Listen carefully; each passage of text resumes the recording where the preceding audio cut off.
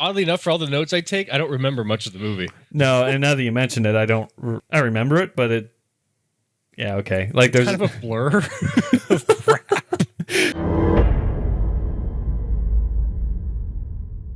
Friday the 13th, Jason Goes to... Actually, well, it's not even Friday the 13th. It's just straight up Jason Goes to Hell, the final Friday.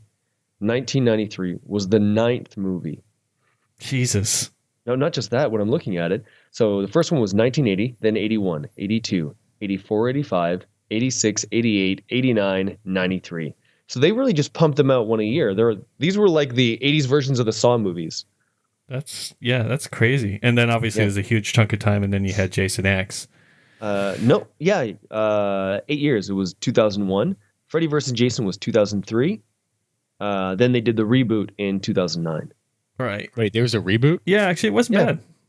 Really? You take it for what face value. Obviously, it's not like Oscar material, but it's definitely worth watching. It was fun. Yeah, I think this is my third time seeing it, but I love this movie. It's got a sweet spot in my heart. It's really ridiculous, and it's just the violence is a little crazy, but I love it.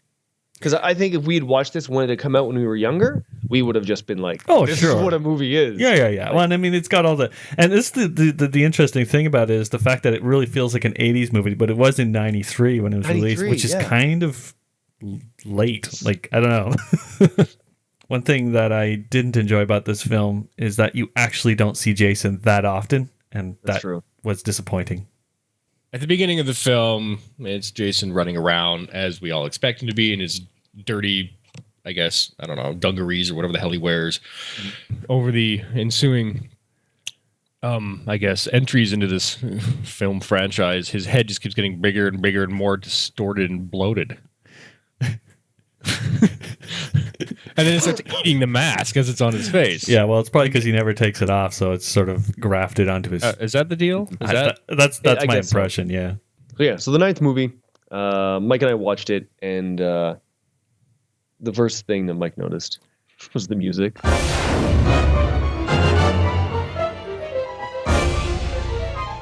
think you Oh, yeah, Shawn, right off the top. You noticed that too, eh, Shawn? Big fan of that? What I noticed of the music was, as I said in my notes, it sounded like somebody was just taking random people's faces and smashing them into a synth keyboard to generate random notes.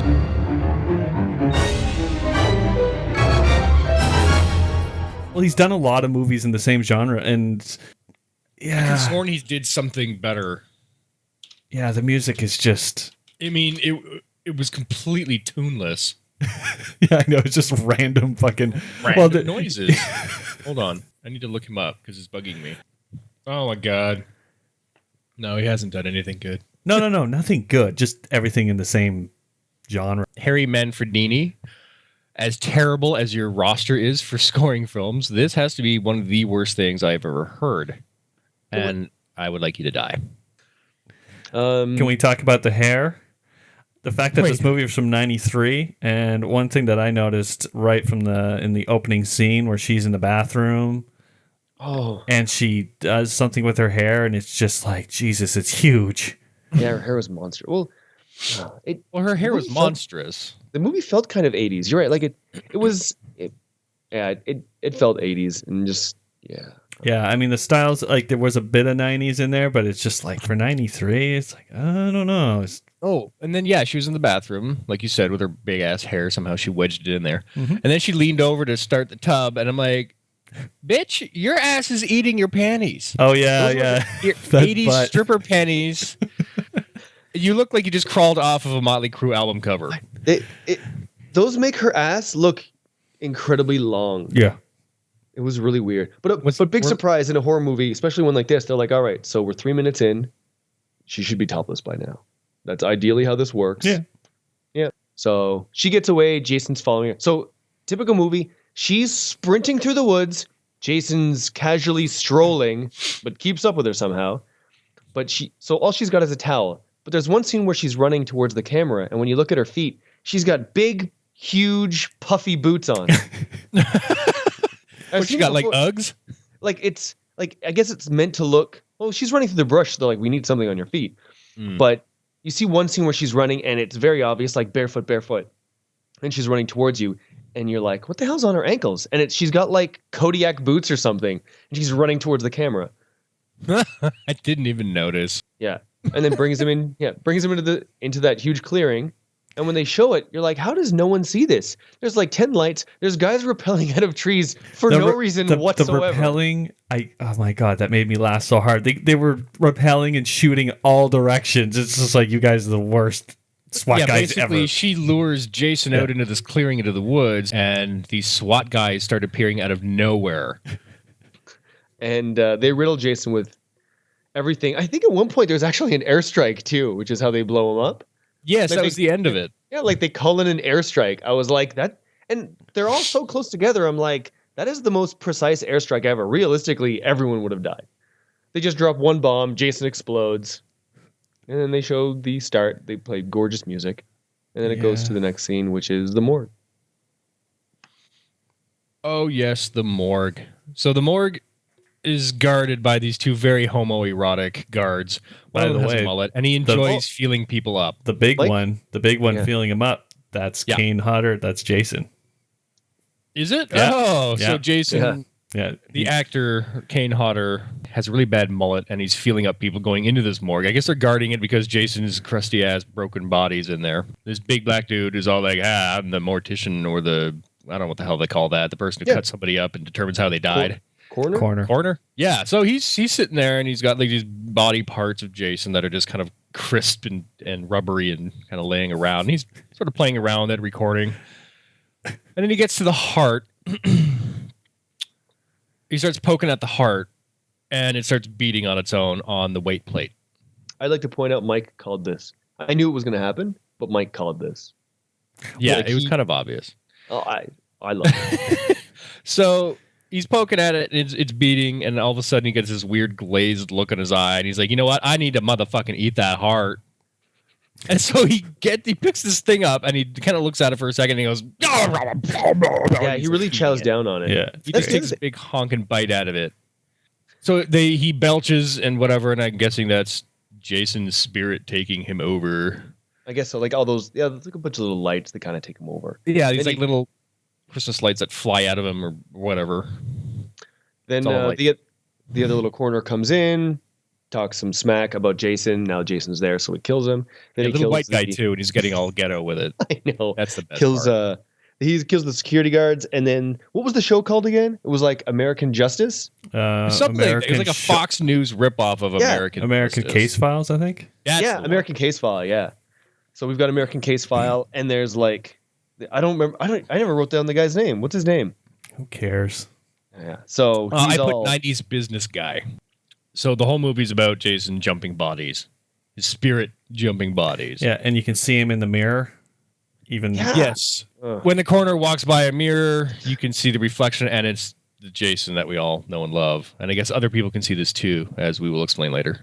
The hero of the movie, Steven, I think is what his name was. When I saw him, I thought two things. I was like, that looks exactly like Egon. And he also looks like an adult Harry Potter. He is not a hero in any way, shape, or form. He sort of, I don't know, actually. He looks like the ultimate geek who can't do anything, but he holds his own in the film. No, I know, but when I see him, I'm like, yeah, he's the ultimate geek. Like I saw him, like the first time I saw it, I was like, he's nobody. Like how, I guess that's the point. Trust him. He's driving along. He's got this horrible like white people music going.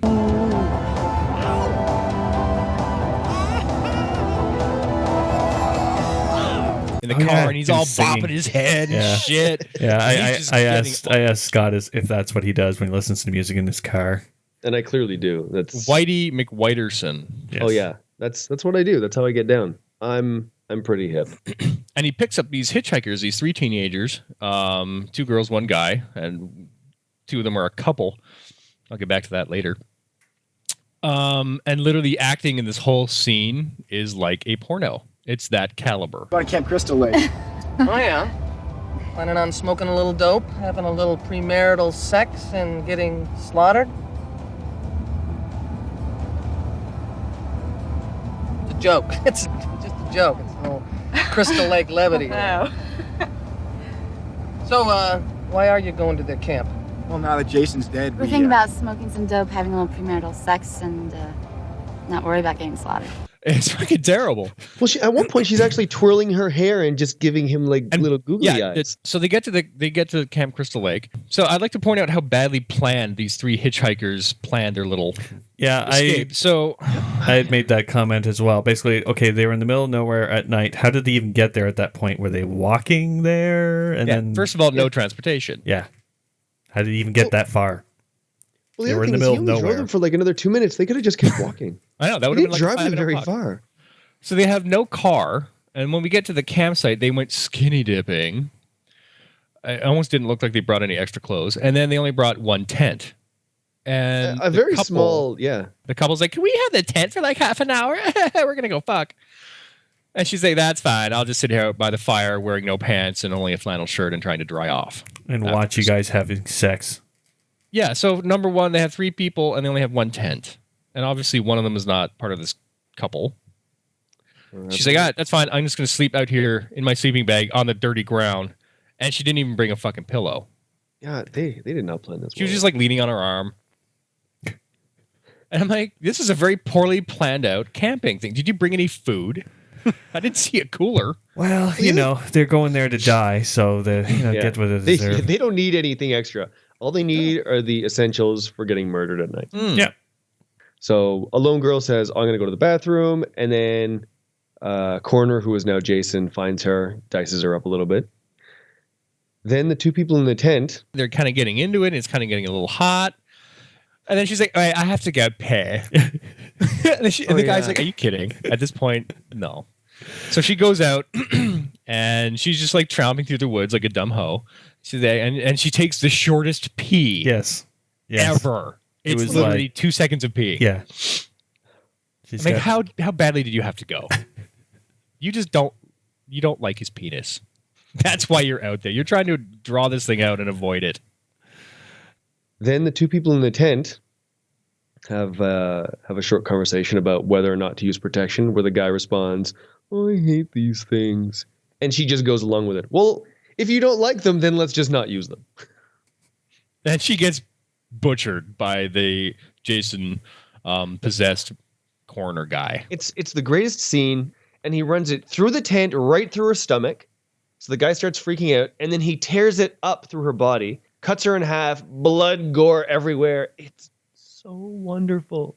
And they just cut away. Oh, the whole time, he's just losing his mind. I don't think he's enjoying it as much as he was a minute ago. Yeah. I think I'm missing something. Oh, it's what's the guy's name? Duke Cochran? Yeah, well, I was just going to mention that. So at the beginning, when all the floodlights went on and that girl lured Jason, there was this black guy sitting in the bushes with his giant cowboy hat or something. He's Black Crocodile Dundee. I called him Black Honcho. So we meet this Black Honcho bounty hunter who's like, I'm going to kill Jason. I'm sitting here with practically an English accent and enunciating my words so correctly, and I'm sitting in this ugly 90s vest and this giant fucking cowboy hat and this long, flowing, goofy, kid in high school would wear kind of black trench coat. It's like he went to the bounty hunter store and said, I'm going to take outfit number 1. It was so ugly and stupid and lame. But yeah, he's obsessed with killing Jason. He doesn't believe Jason is dead, even after he witnessed the whole SWAT team killing him in the clearing the forest. He's like, I'm going to get him. And again, I guess that sort of comes back to things that really aren't explained in the film. How does he know all this? Yeah, he knows all about Jason being this disembodied spirit. He knows about Jason jumping into other people's bodies, and he also knows how Jason can die finally. And I'm like, well, how do you know this? Okay, so it wasn't just me. Oh, no, this is the thing. Okay. There's a lot of information not being told to the audience, and it's just what's going on exactly? I don't know. So Jason kidnaps the cop, brings him back to the old Voorhees house. The cop's been stripped down, and Voorhees shaves him. It's very kinky. Why? I don't know. It's because he didn't want to deal with facial hair when he switched bodies. I guess so. But doesn't the coroner have a mustache? Yeah, maybe he didn't like the mustache. He tried on the mustache and was all like, no, you know what? For my next corpse body inhabiting, I'm not going to have a mustache. Yeah. So he locks this cop into this weird sex contraption that's very kinky, sitting on the dining room table at the Voorhees ancestral residence. And it's like, maybe it's like something for women to get strapped into to give birth, because it's got like weird stirrups and shit. Like, do you just have this laying around for people to look at in your house, Voorhees people? Yeah. So the cop goes to find the grandmother, goes to their house and starts a fight with her, tries to do the same thing, tries to take her over. But she shoots him in the head. Yeah. Black blood and gore everywhere. And then what does she do? He's lying there prone. She's like, maybe he's dead. Instead of walking around him to leave, I'll step over him. Yes. Well, this is typical. Oh, yeah. Like. But yeah, it's like, come on. And then Steven gets there. Yeah, I love how she has like a million visitors. Has him and then Convenient Steven coming to save her. I think his name should be Convenient Steven. Yes. Convenient Steven. I like that. So yeah, he shows up and starts some ruckus with this corpse of the cop who had been inhabited by Jason, who's now got a bullet hole in his head. And then he kills the grandmother, Diana, by groping around in the kitchen on a knife block. And instead of pulling out a knife to kill her, he pulls out the knife sharpener. Yeah. And throws it like a ninja star, and it impales her in the back. And I'm like, yeah, it's funny you mentioned that, because I assumed it was a knife, but then the handle looked a lot like a knife sharpener. I was like, but to be fair, Jason kills a lot of people. He's probably pretty good at throwing things.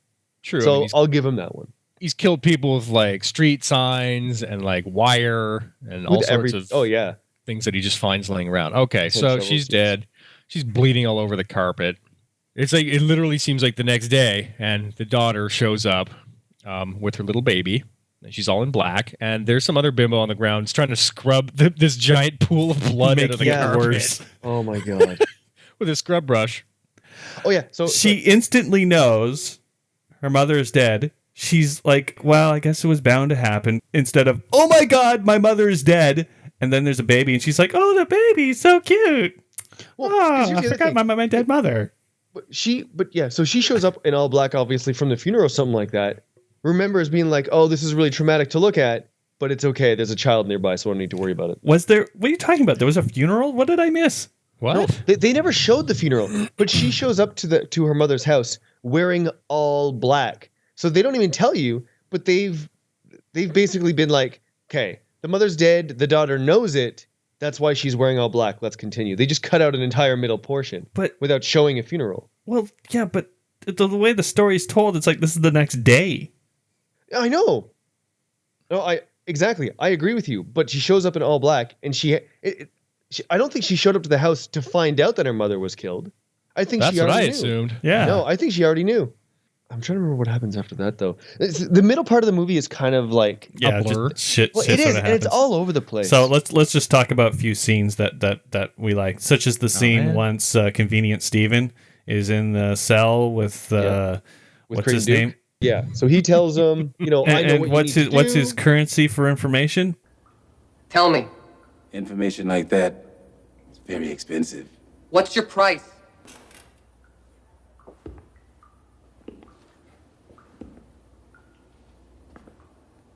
Give me your hand. Are you ready to pay? Yes. Oh, fuck! Broken fingers. Broken fingers. How do you pay for things? Well, break your fingers. You gotta pay. And for what purpose? We have no idea. Just to be weird and creepy. Yeah. Like, all right. And then... But gets his fingers broken, and then Steven calls he knows one of the cops. He's friends with him. Calls him and says, oh, my finger's broken. Dupes the cop in taking a look. Puts him in a headlock, takes his gun, gets out. Now, what I don't understand is, so he gets out of the holding cell, and then they cut to the diner, and they're like, oh my God, Steven escaped. Did he just walk out the front door? Is the only cop that was there the one that let him out? Like... Yeah, don't they have somebody at the front desk? Well, yeah, I'm like, was there a back door? Or was he just like, I'll just go out here, and then I don't have to walk by anyone else, I guess. Yeah. And then they go to Convenient Steven goes to the Voorhees residence for some reason. Crane Duke was like, you need to go there there's probably something there that's going to help you. He goes and hears someone get there. So it's Jessica's boyfriend, which is the American Justice Story Case or whatever. Files, Case business, File. 90s guy. So he's walking around talking on a phone, revealing his entire plot of like, I don't really care about Jessica, but she has a tie to the Voorhees family. So what we're going to do is, since the grandmother's dead, I stole her body from the morgue. I'm going to put it in the house. We're going to find it here. Oh my God, huge rating. So he's saying all this when creepy bald cop comes in, pins him to the table, transfers Jason. And then when that happens, Steven's he's in like the closet and he's falling through the floor and he's watching. Yeah, I love how the floorboards in this house are just absolute creepy shit. Just everyone's falling through at the most convenient moment. So there's two things that happen in this roundabout scene. One, so Jason transfers himself into the 90s business Case Files guy. Right. And then when that's done, we get something that we never see anymore. We get practical effects. So I guess what happens when Jason leaves someone's body, their body just breaks down. And the guy melts. He looked like the melted guy from RoboCop. Yeah. Yep. It was great. Slowly melts, hits his face up against the wall, and it gets all like silly putty. And then like his jaw falls off and his guts fall out everywhere. I was like, that's what it's about. Yep. I got to backtrack. Sorry. Steven finds a book, and it's the Necronomicon. Yeah. So we started looking for other references to other movies, to other horror movies.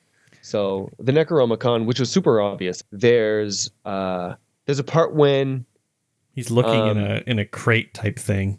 Apparently, that's from Freak Show. And at the end of the movie, there's a jungle gym that they fight into, and it sort of flips over. Apparently, that's from The Birds. There's also the crate, which is in the Voorhees house underneath the stairs, which is where Diana's body is, and it says on it, Arctic Exploration or something? Arctic Expedition, and then it says Carpenter. It's someone's name, and the last name is Carpenter. Yeah, so I guess to throw to the thing. Yeah, and plus the fact that, what's that part where that guy's head comes off and comes out of his neck, and like, that's so the thing. Oh, exactly, yeah. So they have that in the house, they have all those pieces, and now Steven knows what's going on. He's like, oh, I have to save my daughter, my old girlfriend and daughter. So he goes to find them at the diner, which is where businessman shows up and just murder galore. So the son goes outside to stop him, and both of his wrists get broken, just like destroyed. Marge gets her face beat in. She ended up looking kind of like a Muppet too. Like her jaw. Yeah, it smashed her jaw right in. And I'm like, that's actually a pretty cool prosthetic that they put on her. Yeah. Her husband, he gets his head put in the deep fryer, and then he throws him onto the burner, and he gets burned. Yeah, so but they don't show any of that extra stuff. Which sucks. Jessica, she picks up this giant piece of rebar and stabs 90s business guy, and that eventually kills him. And I'm like, why do you have rebar just laying around in a diner? I know. Were you building an addition? It was another thing they cut. It wasn't as big, but she stabs him, and then he pulls her right into it. And then the next scene, he's covered in blood. In the unedited version, she does that, and she says, "Go to hell," and she just spits blood and gore all over his face, which I like. They really cut out a lot. I'm kind of pissed. Yeah. The version we watched really sucked. Assholes. So wait, don't they go back to the Voorhees manor at this point? Yeah. So okay. And then what's his face shows up? The black honcho Colton, what I don't know what the fuck his name, Duke. And he's like, "Hey, baby, blah, blah, blah. You're the only one that can kill Jason because you're a family member. How I sorted that out, don't fucking ask me. But here's a dagger." So he gives her this dagger to do it, and it does this like magic 80s fantasy sparkly animation thing, and it turns into this super elaborate, like haunted magic dagger. Which looks kind of cool. It did look kind of cool, but it reminded me of the Golden Child. You know, here's the Adyanti dagger. Kill the demon. And I'm like, what the fuck? Does he have this power? Is it her? Is it the knife? I don't know. It's just going off into weird directions. It's because she's a Voorhees. It's in her blood for some reason. Yes. And that gives her magic transformation powers. Sure, why not? And then two cops show up, and she doesn't know if Jason has jumped into either one of them. And they're all like, kill him, kill him, kill him. Kill both of them. Yeah. Just to be safe. And then Convenient Steven shows up. Some scuffles and fisticuffs happen. And then somebody gets their neck slashed with the knife. Oh, yeah, it's the bad cop. It's the cop who's Jason. So the mini demon ferret thing that came out of the cop's neck goes downstairs, probably through a floorboard, and finds the dead grandmother's body and goes up her hoo-ha and reanimates her.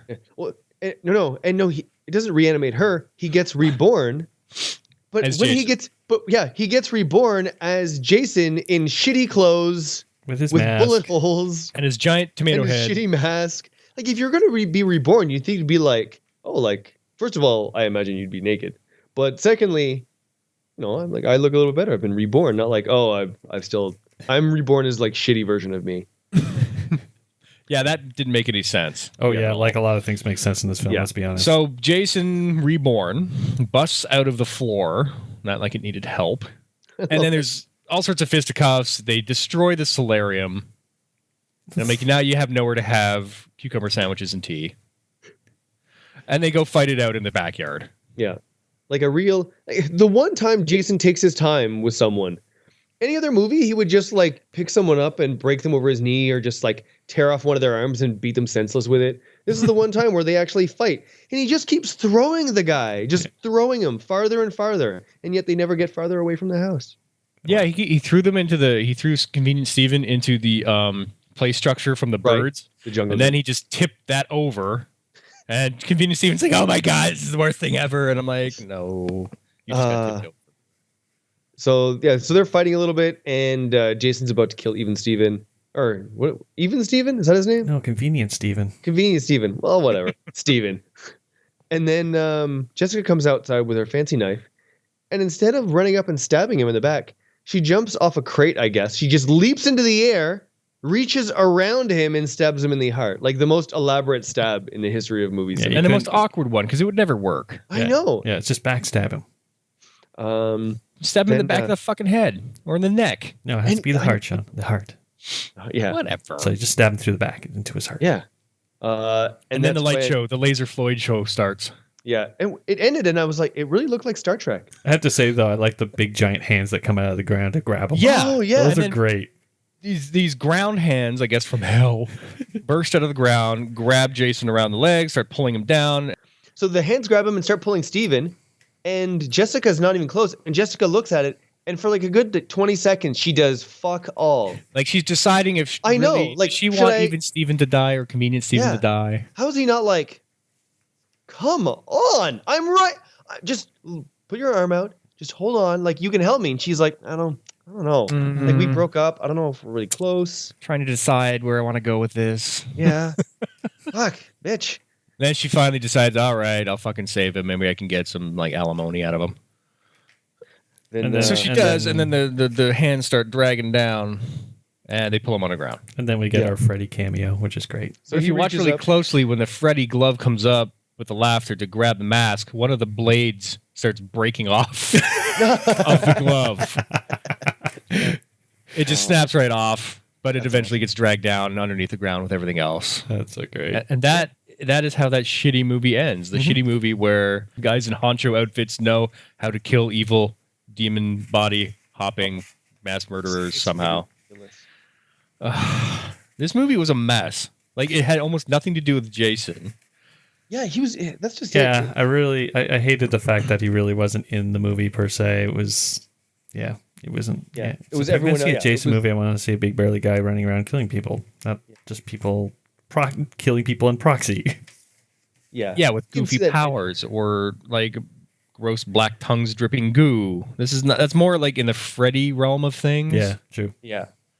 What would you rate it out of, let's say, 5? Are we going on a scale of 5 or scale of 10? Just Five's fine. 5. 10 is too much. John, what would you rate? It gets 1 point for showing up and being a thing.